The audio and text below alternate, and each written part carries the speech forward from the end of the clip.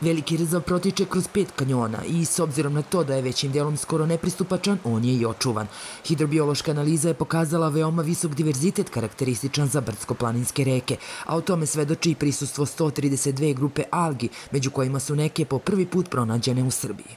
Na dnu ove reke smo našli indikatore koji ukazuju da je reka Veliki Rzav oligotrofna, znači izuzetno čista, da je u pitanju kseno-oligosaprobna voda, što opet govori o tome da je izuzetno čista i da do sada, zahvaljujući tome što prolazi kroz ove kanjone, gde nema mnogo antropogenog uticaja, zahvaljujući tome što je brza, što je niska temperatura tokom cele godine, što je bez tih organskih opterećenja, u njoj mogu da žive te takozvane stenotermne alge, odnosno alge koje jednostavno ne podnose promenu ekoloških uslova.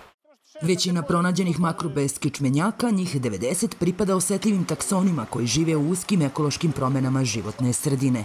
Pronađeni su i specifični haplotipovi riba, a samo neke od njih su Kesslerova krkuša, vijunica, balkanski vijun i peš. Zaštita podrazumeva da se na nulu dovede krivolov, u potpunosti zabrani poribljavanje i očuva prirodno plodište.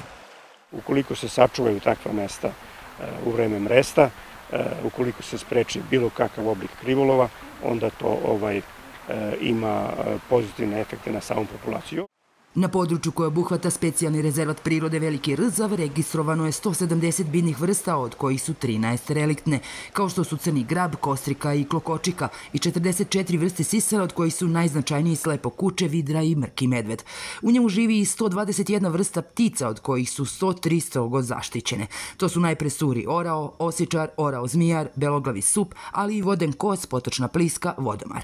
Sprovodit će se mere na unapređenju zaštite i staništa. Formiranjem hranilišta za vrste koje se hrane uginulim životinja.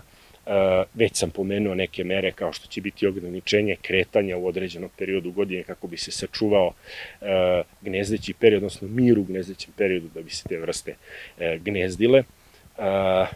Ne samo ovde, nego generalno i u Srbiji veliki problem predstavlja u zaštićenim područjima naročito korišćenje nekih sredstava koje su danas široko rasprostranjene poput dronova, koji svakako mogu da dovedu do ugrožavanja samog područja, vrsta. Pre godinu dana je pokrenut postupak zaštite prirodnog područja prve kategorije, kao specijalni rezervat prirode Veliki Rzav, i sve do donošenja novog akta o proglašenju zaštite važe režimi, mere zaštite i preliminarne granice koje je Zavod za zaštitu prirode Srbije odredio.